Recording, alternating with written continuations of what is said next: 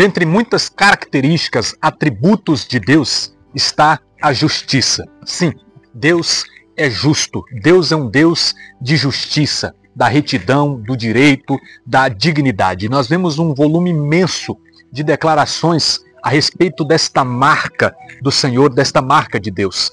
Lá em Deuteronômio, por exemplo, capítulo 32, verso de número 4, vai dizer: Ele é justo, Ele é reto. Lá em Jeremias, capítulo de número 12, verso 1, nós também podemos ler o seguinte: Sois sumamente justo, Senhor. O Salmo 32, versículo 5 vai dizer: Ele ama a justiça e o direito. É o próprio Jesus quem chama o Pai de justo, como por exemplo em João 17, 25, na sua oração sacerdotal. E o próprio Jesus é chamado de o justo. E a profecia sobre o tempo do Messias, sobre o tempo de Cristo, era que nesse tempo iria florescer a justiça.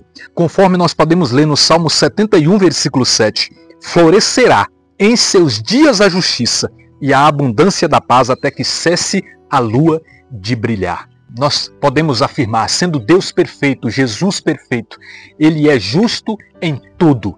Podemos ler, por exemplo, o Salmo 144, versículo 17, onde vai dizer que o Senhor é justo em seus caminhos e santo tudo o que faz. Como, por exemplo, Ele julga com reta justiça. E nesse sentido, por mais que a justiça do homem ela seja falha, limitada, imperfeita, a de Deus ela é perfeita, a de Deus ela não falha e não atrasa. Por mais que nesse mundo esteja escassa a justiça, nós sabemos que a justiça de Deus ela há de se revelar. Lemos, por exemplo, em Isaías, capítulo de número 56, versículo 1, o seguinte: Respeitai o direito e praticai a justiça, porque minha salvação não tarda a chegar e minha justiça a revelar-se.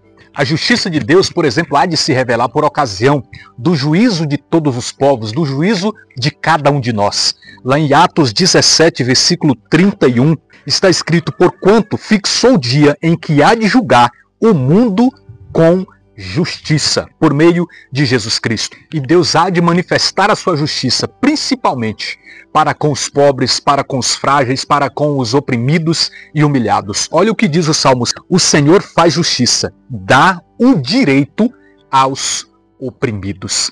E a todos aqueles que estão clamando pela justiça, conforme nós lemos lá nas bem-aventuranças, aqueles que têm fome e sede, esses receberão. Porque o Senhor mesmo disse lá: Bem-aventurados são os que têm fome e sede de justiça, porque esses serão saciados. E eu e você precisamos crer, ter plena fé e convicção de que o Deus da justiça nos fará justiça diante das injustiças que nós sofremos. 1 Samuel, capítulo de número 24, versículo de número 13, olha só o que diz Davi a Saul que o perseguia: Que o Senhor julgue entre mim e ti.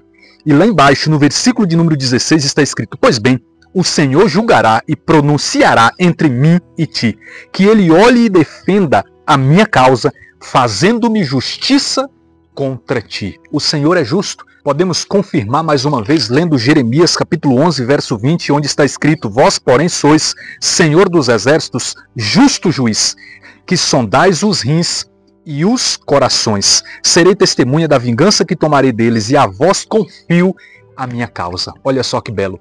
Lá em Lucas, capítulo de número 18, Jesus conta uma parábola de um juiz ímpio, iníquo, injusto, que faz justiça a uma viúva que clamava por justiça insistentemente. E Jesus arremata esta parábola, deixando claro que se esse injusto juiz foi capaz de fazer justiça, muito mais Deus, que é justo, fará justiça pelos seus, pois está escrito: Por acaso não fará Deus justiça aos seus escolhidos, que estão clamando por ele dia e noite?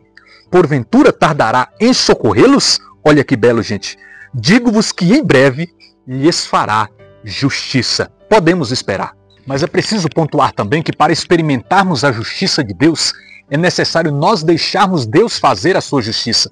Pois muitas vezes nós o atrapalhamos, nós atravessamos na frente e nós queremos fazer justiça com as nossas próprias mãos. Quando eu quero fazer justiça do meu jeito, com a minha ira, eu não deixo a justiça de Deus se concretizar, se cumprir.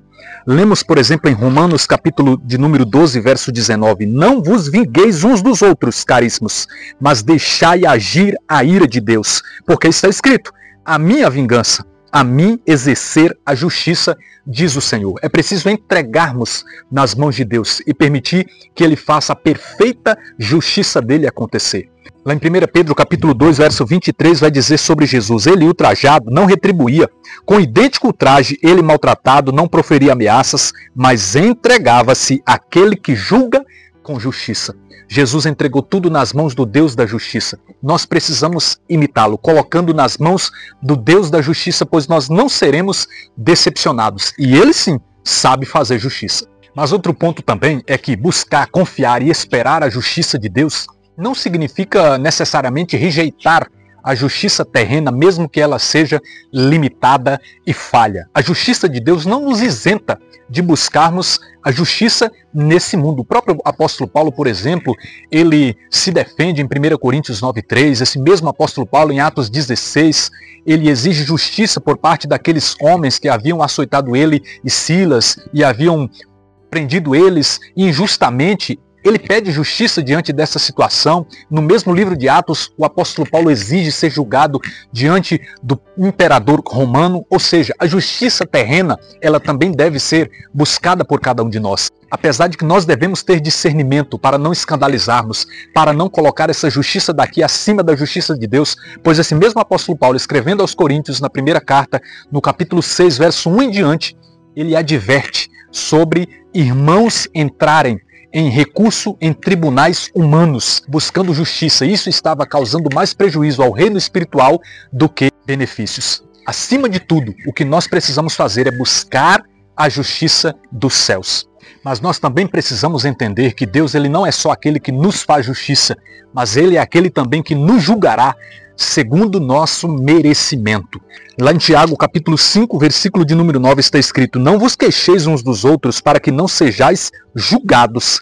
Eis que o juiz está às portas. Nós precisamos andar conforme a justiça de Deus, senão essa justiça se voltará contra a injustiça que nós praticamos contra o próprio Deus e contra o próximo. E para encerrar, eu e você necessitamos da justiça de Deus em nós, para a salvação principalmente, porque nós não temos uma justiça própria, precisamos da de Deus.